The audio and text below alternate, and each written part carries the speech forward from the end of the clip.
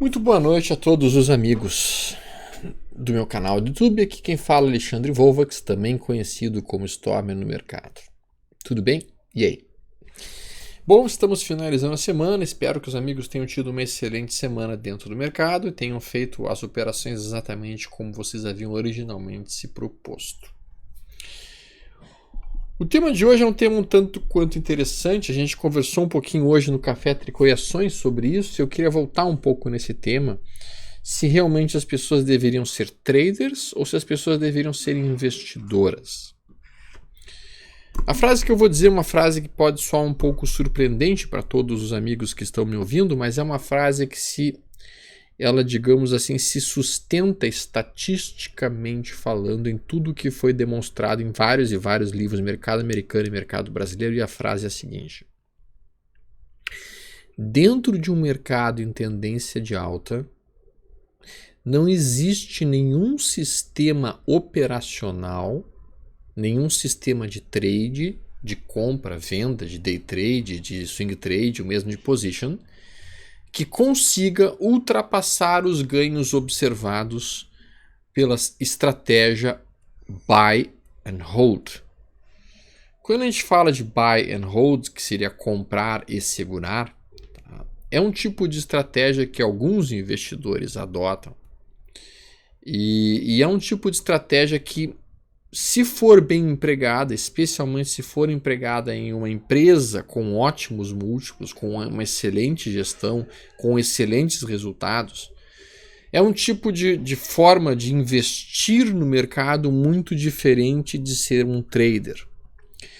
Rapidamente pensando, um trader tem como mentalidade comprar uma ação barato e vender a ação mais caro. O trader tem como objetivo produzir um resultado financeiro de curtíssimo prazo. Ele quer ganhar dinheiro. Já o investidor não quer isso. O investidor quer patrimônio. O investidor, quando compra uma ação, acredita que ele está comprando um patrimônio para a sua família.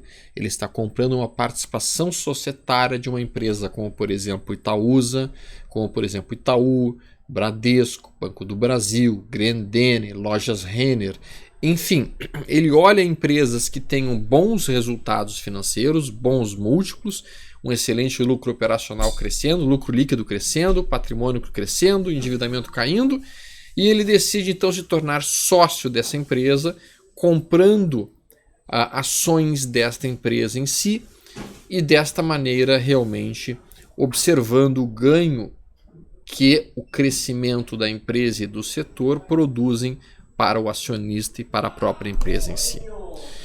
De uma maneira geral, as pessoas olham para esse tipo de investimento de uma maneira, digamos assim, tipo, coitado, ele é um investidor, ele não sabe o que está fazendo. É assim que eles acabam pensando a respeito.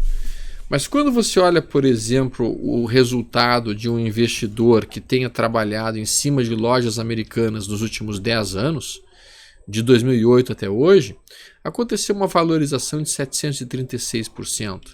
E esse investidor, se ele entrou há 20 anos atrás, nesses 20 anos a valorização foi de 48.000%. Exatamente. Quando você olha um investidor que pegou o IRBR3, quando ela teve o seu IPO recente, o seu lançamento na bolsa recente, esse sujeito está nos últimos 525 dias com 284% de ganho. Agora eu pergunto para vocês conhecem muitos traders que ganharam 285% nos últimos 2 anos e meio de mercado? Vocês conhecem? Então será que o investidor é um cara tão burro assim? O sujeito que pega, por exemplo, uma Itaúsa, e nos últimos 10 anos Itaúsa valorizou aproximadamente 700%.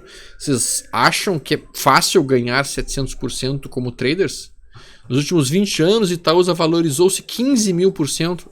Ela paga 8% de dividendos ao ano, livre de imposto de renda. Ela é dona da Alpargatas, ela é dona do Itaú, ela é dona da LK Cross, ela é dona da Detex, várias empresas de diferentes setores dentro da mesma empresa que é uma holding. Grendene, se nós olharmos Grendene, O investidor, nos últimos 10 anos, em Grendene, observou uma valorização média de quanto? 660%. Empresas com excelentes múltiplos, com excelentes números. Depois eu vou mostrar para vocês como é que eu faço um entendimento dos balanços das empresas, para que vocês possam ter uma ideia de o que é uma empresa saudável e do que não é uma empresa saudável. Não é o buy e esquece que tem. Não é o comprar e esquecer que tem. Comprar e esquecer que tem é uma péssima ideia, óbvio. Mas comprar um papel que está em tendência de alta e ficar nessa tendência de alta enquanto ela estiver em tendência de alta, isso sim é uma excelente oportunidade. Não vamos longe. CVCB3. Gente, CVCB3, quem comprou o CVCB3 no início deste ano, tá? E está com CVCB3 até o momento, tá? Pegou aqui provavelmente há um ano atrás, nós estamos falando de agosto do ano passado, agosto de 2018 até agora, 34%. Qual 3? Quem comprou qual 3 no início desse ano, até agora, 122%. Vocês conhecem muitos day traders ou muitos swing traders que conseguiram 122%. Resumo da ópera, o que eu estou tentando passar para vocês: estamos em tendência de alta primária, secundária e terciária. Todas as tendências do mercado estão de alta. Nesse tipo de situação, a melhor estratégia é escolham boas empresas, esperem recuos delas. Quando esses papéis se aproximarem de suportes, vocês tomem essas posições, coloquem os seus stops, sim, stops longos no primeiro momento, e depois deixem a operação evoluir.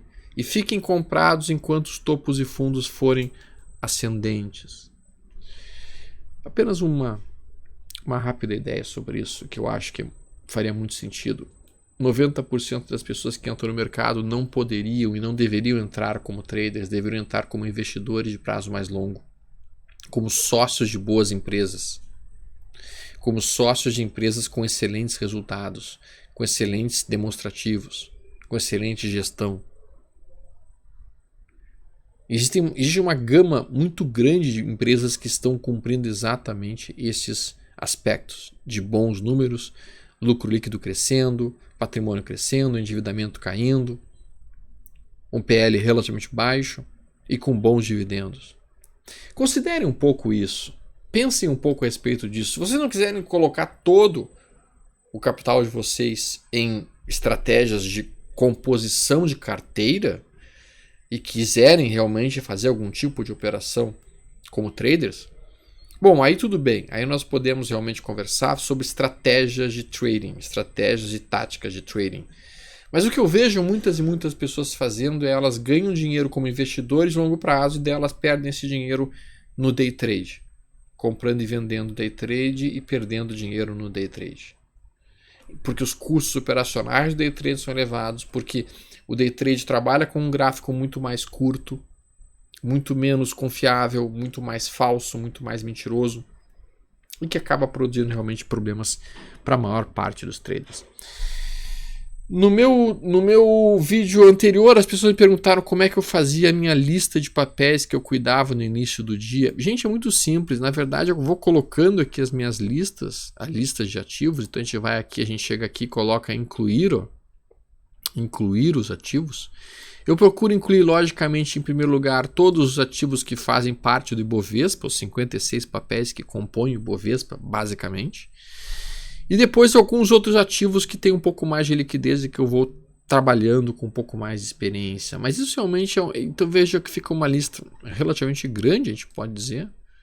Ela não tem um critério específico, tá? Eu vou colocando elas ali.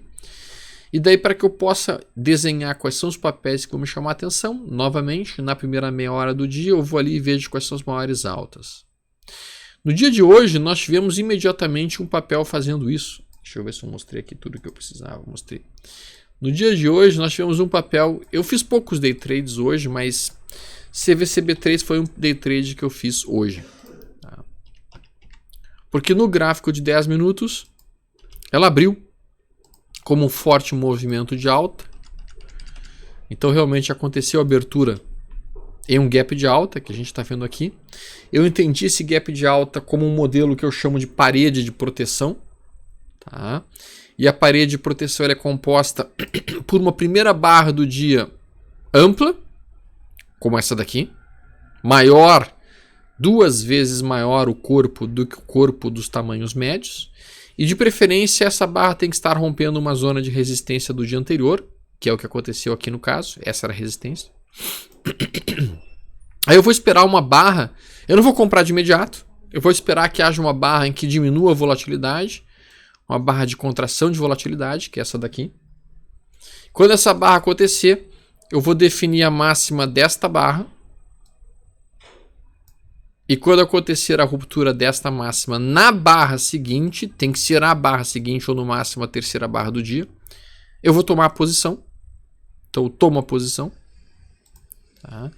E aí quando acontecer essa ruptura, eu teria que colocar o meu stop. Se o papel tiver a maior liquidez, eu coloco imediatamente abaixo da mínima deste candlezinho de menor volatilidade. Se o papel não tiver uma liquidez muito boa, como é o caso do CVCB3, que não tem uma liquidez tão sólida, eu coloco ele imediatamente um pouco abaixo, e aí vai ser realmente alguns centavos abaixo da mínima do dia. Tá? Então isso aqui eu chamo de parede de proteção. O alvo fica sendo a amplitude deste primeiro candle inteira para cima, não em 100%, mas em 161%. Então eu fico com um alvo que é maior do que o meu stop inicial. Tá? E aí eu olhei o pregão hoje e pensei, cara, isso pode ser uma parede de proteção, faz sentido para mim. E de fato eu deveria ter comprado esse inside bar aqui, ó, mas eu não comprei. Eu não fiz entrada na ruptura da máxima desse inside bar, que seria esse segundo candle do dia, porque eu não estava olhando o pregão nesse momento. Eu entrei um pouco mais tarde no pregão hoje, eu estava fazendo uma aula que eu vou ter que apresentar amanhã. Então eu estava mais preocupado em terminar a aula do que qualquer outra coisa. Então aqui eu não tomei a posição. E quando eu olhei o mercado, ele estava mais ou menos aqui assim, ó, neste dia, nesse momento, aqui, assim, ó. Eu estava aqui. Então eu pensei, ok, já que eu perdi o ponto ideal de entrada, que seria a ruptura do inside bar, então tudo bem, eu vou esperar que compre a máxima do dia e quando não ver a máxima do dia eu vou tomar a posição. Aí o próximo candle fez isso e este candle me chamou muito a atenção. E vou explicar por quê. Porque esse candle é uma tentativa dos vendedores empurrarem o mercado para baixo. Então o mercado aqui faz uma tentativa de descer. Os vendedores tentaram dominar essa posição. Tá? E isso não foi aceito. Isso não foi aceito. Tá? E como ele não foi aceito, certo? Os compradores tomaram posições e empurraram o mercado com força para cima. Eu comecei a considerar seriamente uma compra na ruptura da máxima desse candle, porque isso demonstrou que os vendedores não estavam dominando o jogo. Colocando aqui as médias, tu vê que a gente tenta perfurar a média móvel que está aqui de 4 períodos e não consegue fechar abaixo dela neste candle. O nosso VWAP também tentou ser violado aqui e não conseguiu ser violado aqui. Aí o próximo candle, o mercado dá mais uma cedida, ele tenta tocar mais uma vez nessa região, os vendedores forçam um pouco mais a situação. Novamente em cima do VWAP, mais uma vez, formando um inside bar. E, gente, este é o meu setup de day trade, talvez meu setup preferido. Inside bar encostando em cima do VWAP subindo. E daí aqui eu fiquei muito atento, mas não deu minha compra porque não rompeu a máxima do inside bar. Eu fiquei olhando e pensei, poxa, falhou. Os vendedores conseguiram empurrar um pouco mais para baixo. Ainda assim, eu entendi que era uma tentativa dos vendedores de fechar o gap. Mas, se rompesse esta máxima, essa tentativa iria falhar. O mercado faz este inside bar aqui novamente, em cima do VWAP mais uma vez, E aqui começou aqui começou a se formar o meu possível day trade do dia. Eu deveria ter comprado aqui. Deveria. Você comprou aí, Stomer? Não. Sendo muito franco, como eu não estava olhando o mercado com muita atenção, estava mais preocupado em terminar minha aula, eu só deixei uma ordem aqui de start acima dessa ruptura. E eu acabei comprando, então, não foi nem nesse candle, que já deveria ter sido comprado, foi nesse candle. Aqui, então, eu comprei caro. Paguei caro. Porque eu estou pagando aqui um alvo, um risco muito maior. E aí eu peguei, coloquei meu stop na mínima do dia e joguei meu alvo para cima. E meu alvo estava em 161 para cima. Esse deveria ser o alvo. Aqui.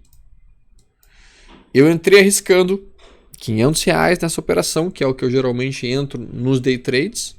Tá? Num primeiro day trade do dia, depois no segundo day trade eu vou tentar arriscar mais 500 para tentar sempre um alvo de 1.000 ou de 750.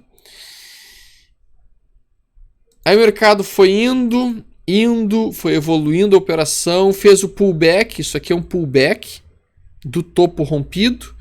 Eu poderia sim ter pensado em aumentar posições nesta ruptura. Não o fiz. O stop seria curto, o stop estaria abaixo dessa mínima. As médias estavam favoráveis. O trade atingiu o meu primeiro alvo de 100%. E gente, aqui eu vou confessar, eu fui mão de alface. O que é mão de alface? É o cara que não consegue segurar a posição até o alvo. Né? O meu alvo estava lá em 57,19. Aqui eu já estava com R$500 nessa operação de ganho. Eu decidi liquidar o trade, eu terminei meu trade neste ponto. Aí não no alvo principal. O resultado do dia para essa operação foi isso aqui, foi R$528. Particularmente falando, me envergonho um pouco desse resultado. E eu não gostei desse resultado. Não gostei desse resultado porque ele foi produzido a partir de uma falha no meu método. E não gosto quando eu ganho dinheiro fazendo a coisa errada. É péssimo ganhar dinheiro fazendo a coisa errada. Porque quando você ganha dinheiro fazendo a coisa errada, aquilo funciona como um estímulo para fazer a coisa errada de novo amanhã, ou depois da manhã, ou terça-feira, ou quarta-feira. E aí, se eu fizer a coisa errada amanhã, terça, quarta, quinta ou sexta, a estatística vai me levar a perder dinheiro. Então, eu prefiro perder dinheiro fazendo a coisa certa do que ganhar dinheiro fazendo a coisa errada. Essa é a minha mentalidade como trader. Eu deveria ter deixado a minha operação até o meu alvo, que seria realmente 161. E aqui eu teria colocado R$750 no risco, no ganho. Mas não foi o que eu fiz. Eu liquidei a operação aqui em 528, infelizmente. Depois, a outra operação que eu fiz foi no índice futuro. Tá, eu fiz aqui uma operação de índice futuro. Logo na abertura do dia, o pessoal, inclusive, lá do análise, perguntou: mas você vai transmitir hoje? Eu falei: pessoal, não vou conseguir transmitir hoje, eu vou estar realmente fazendo a minha aula. Então não tem como transmitir hoje. Mas eu comentei en passant para os amigos de lá: galera, abriram um gap de baixa, mas olha só, rompimento dessa máxima aí para mim seria uma entrada. E aí eu colocaria meu stop abaixo dessa mínima para trabalhar o fechamento do gap. O meu alvo seria eminentemente esta amplitude para cima, 100% realizar parcial, 161 realizar final. E aqui seria uma operação que eu estaria fazendo dentro do meu modelo e que eu vou fazer quando aparecer o sinal. E aí o papel, isso me deixou tranquilo esse trade, por quê? Porque a média móvel de 80 estava subindo, a média móvel de 34 também estava subindo. Ao mesmo tempo, outra coisa que me deixou tranquilo nesse trade é que o VWAP o mercado havia respeitado o VWAP como suporte. Eu uso muito o VWAP como referência dentro das minhas operações de day trade. E aí o mercado faz essa movimentação e rompe, e acionou minha entrada e eu tomei a posição.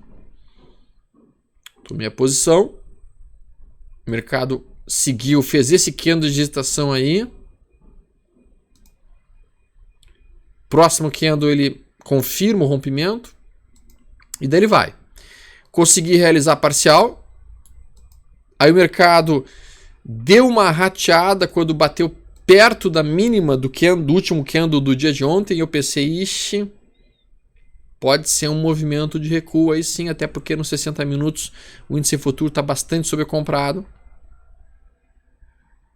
Considerei seriamente vender tudo, mas novamente eu estava mais olhando de longe o mercado, já tinha realizado o parcial, meu stop estava aqui, se perdesse essa mínima eu terminaria o dia com um lucro mínimo, não seria mais perda, então não tinha mais estresse na operação, então eu decidi deixar até o alvo. E aqui eu deixei até o alvo, o mercado volta exatamente até a máxima do primeiro candle do dia, sente essa região como suporte, e daí ele voltou a subir, e foi.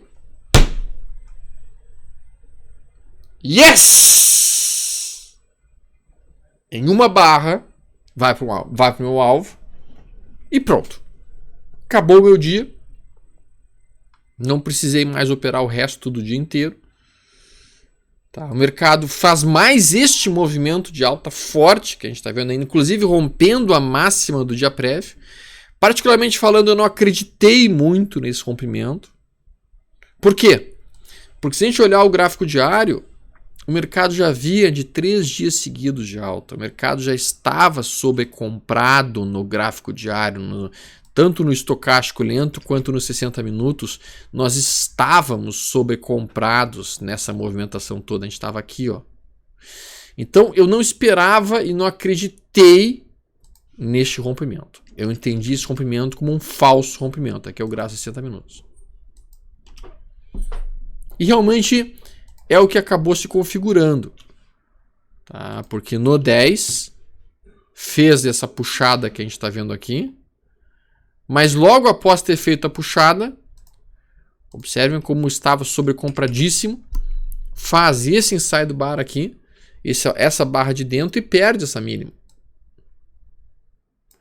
Até pensei em fazer uma venda, mas sendo muito franco, eu não estava. Se eu estivesse operando de uma maneira mais agressiva no dia de hoje, talvez eu tivesse feito a venda com stop na máxima, mas eu não fiz. Aí o trade fez o movimento de recuo, volta para perto da média móvel, e aqui começa a ser uma zona de suporte plausível. Chega na mínima do dia e faz a perda da mínima. Isso aqui é o que eu chamo de... Os americanos chamam de Search and Destroy Day. Search and Destroy Day é um dia péssimo de ser operado, porque o mercado rompe a máxima do dia prévio, depois perde a mínima do dia prévio. Quando perde a mínima, ele vai voltar a subir. Essa é a característica típica de um Search and Destroy Day. Típica. Ah. Rompe a máxima, perde a mínima e volta para dentro. Só que observem que quando ele perdeu a mínima do dia, ele produziu um padrão que eu já ensinei para vocês. Um padrão muito legal de ser operado. Não sei nem se a Carol sabe operar esse padrão. Eu já apresentei para ela algumas vezes, mas sabe como é que são as crianças hoje em dia? Tu fala para elas algumas coisas, entra por um ouvido e sai pelo outro. Mas esse padrão se chama trap, armadilha. A armadilha é quando o papel perde a mínima do dia no candle e no candle seguinte rompe a máxima do candle que perdeu a mínima do dia. Pá! Aqui foi a minha segunda operação do dia. Quando rompeu esta máxima, eu tomei a posição, colocando o meu stop imediatamente abaixo desta mínima. Entendendo que a gente estava trabalhando um Search and Destroy Day, e o meu alvo sendo, então, uma realização parcial em 100% do meu risco e final em 161. Passei um calor de 10 minutos, Depois fez um inside buy em cima da média móvel, com o estocástico lento subindo, fiquei bem tranquilo em relação a isso, não estava estressado. O próximo candle faz essa situação e aí eu pensei, ixi, será que eu vou ser estopado? Próximo movimento faz um novo inside bar, agora o estocástico lento vira para cima de novo, eu volto a ficar um pouco mais feliz. Rompe o inside bar para cima, rompe o pivô de alta do próprio estocástico lento aqui para cima e o trade vai para o meu alvo. Yes! Bom! 2 operações. Terminou meu dia. Tá. Aqui o resultado do dia. Perdão. Esse foi o resultado do dia. Tá. E aí veio o dólar. O WDOU19. WDOU19, que eu estava operando no 10R. E no 10R o dólar hoje foi realmente maldoso. Porque de fato no 10R ele abriu, tá, nessa situação que a gente está vendo aqui. Aqui foi a abertura do 10R, uma abertura de alta. E aí eu tomei a posição. Joguei a minha realização parcial para cima, uma vez meu risco.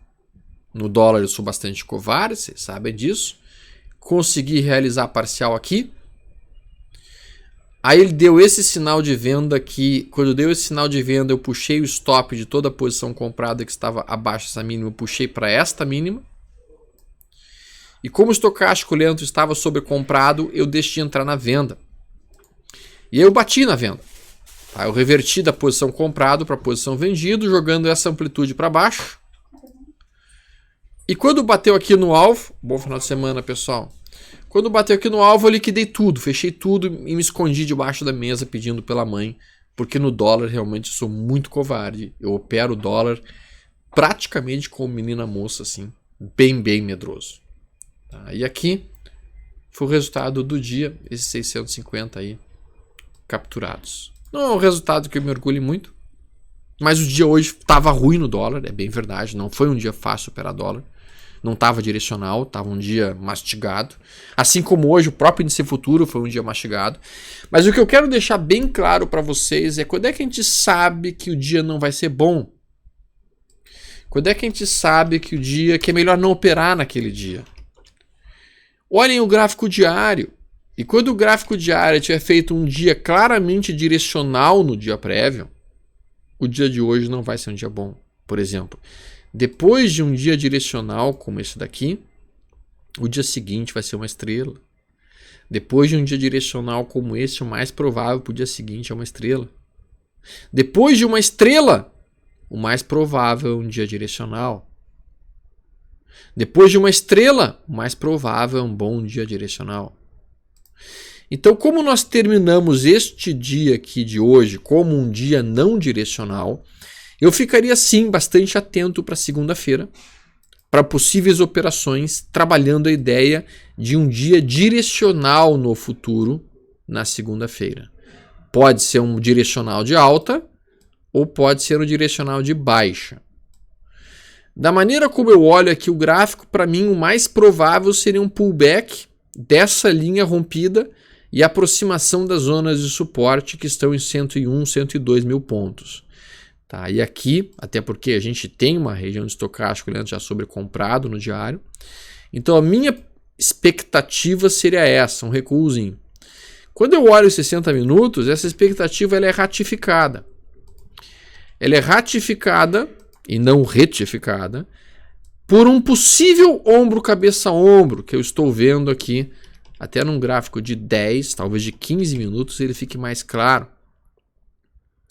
Então vejam que aqui a gente tem a construção de um movimento de alta, mercado recua, ele volta a subir, faz o que seria um movimento de exaustão da compra, no meu entender, e aí entra uma pressão de venda forte, empurra forte o mercado até o fundo prévio. O fundo prévio é defendido pelos compradores, Nós temos mais um movimento de alta que não consegue chegar no topo anterior. Pelo menos o movimento atual não conseguiu chegar no topo anterior, demonstrando fraqueza no mercado. E daí, particularmente, este topo com este topo com este topo, se nós perdermos esta mínima, nós teríamos um ombro, cabeça, ombro. Então, para mim, a perda de 103.600 pontos vai me deixar interessado numa possível venda. Mas é importante que eu também mostre como é que eu me preparo para o dia. Como é que eu me preparo para o dia? Gente, na segunda-feira, para mim, é bastante simples. Se o mercado abrir um gap de baixa aqui, eu vou ficar muito atento. Se o primeiro candle do dia for um candle branco, altista, eu vou comprar a superação da máxima desse candle, entendendo que o mercado vai estar rejeitando a perda do suporte e volta para cá.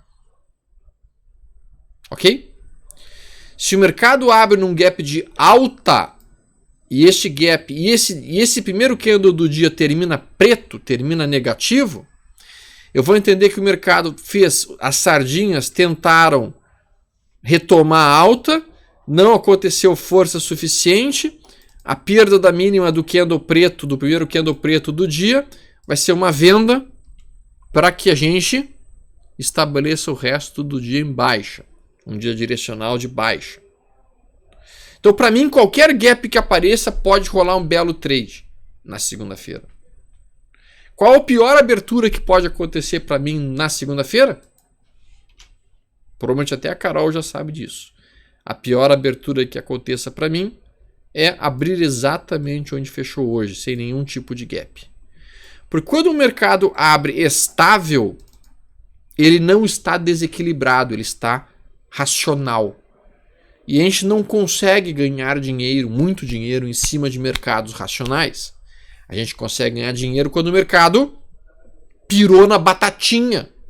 Quando o mercado, que nem a Carol fala, quando o mercado bugou. Deu uma bugada no cérebro do mercado, o mercado está fazendo bobagem. Ou vendeu muito barato, ou comprou muito caro. Esse é o momento que a gente faz dinheiro no mercado. Certo, gente? Então, assim que eu estou me preparando para o índice futuro desta forma. Semana que vem eu não vou falar de day trades. Semana que vem eu vou falar somente de swing trades. E na outra semana eu vou falar somente de operações de position, operações de prazo semanal. E na outra semana eu vou falar só de investimentos de longo prazo. Eu acho que pode ser bem legal a gente fazer essa rotatividade. Em uma semana eu falo day trades, na semana seguinte eu falo swing trades, na semana seguinte eu falo positions e na semana seguinte eu falo de operações de longo prazo. Porque daí a gente consegue, ao mesmo tempo, abarcar todos os prazos operacionais diferentes. A gente vai transmitindo as nossas ideias para vocês nesses prazos operacionais. Eu acho que todo mundo acaba ganhando com isso. Eu espero isso. Se vocês gostaram dessa ideia, a gente começa a implementar já a partir da semana que vem. Bom, sexta-feira eu tenho que deixar uma mensagem para os amigos, logicamente. E a mensagem é a seguinte, gente... Final de semana é um dos momentos mais felizes da vida de um bom trader. Porque no final de semana, apesar de eu adorar o que eu faço, eu adoro operar o mercado, adoro. Tá? Tem uma coisa que eu gosto muito mais, e é estar com as pessoas que eu amo. Então esse final de semana, minha filha está comigo, estou feliz da vida. É isso que eu quero. Vou curtir o máximo possível com ela. A gente vai fazer muitas coisas juntos. Ela tem uns trabalhos dela para fazer. Vou estar fazendo trabalho junto com ela. O que eu quero dizer para vocês é: curtam as pessoas que vocês amam. Às vezes a gente, até porque tem o Dia dos Pais no domingo. Então, gente, quem tem o pai ainda, vai lá, abraça o cara e diz o quanto que tu gosta dele. Porque às vezes a gente briga por bobagens. Às vezes a gente compra brigas desnecessárias. E muitas vezes diz palavras duras para o sujeito. E às vezes pode ser a última vez na vida que você vai ver o sujeito. Então, é uma política minha com as pessoas que eu amo. Eu sempre me despeço dizendo que eu amo elas. Porque eu não quero ter a infeliz situação de ter sido a última vez que eu a vi e eu não ter dito isso. É uma dica minha para vocês. Um abraço, meus amigos. No domingo teremos um chat de Position. Então vocês podem procurar no YouTube, lá no canal da LS. No domingo, 19 horas, Position. Todos vocês estão convidados para operações de prazo semanal, de poder conversar um pouquinho sobre isso. Se vocês curtiram, tem um botãozinho aí embaixo, like. Um outro botãozinho ali para se inscrever no canal, porque aí vocês vão ser avisados de todos os vídeos que a gente faz e quando a gente está publicando eles. E ao mesmo tempo também tem um outro link ali que é compartilhar. Vocês podem, se vocês curtiram e acharam que tem uma mensagem legal aí para algum amigo de vocês, compartilhem com os amigos de vocês. Tudo de bom, um grande abraço e até mais. Nos vemos no domingo.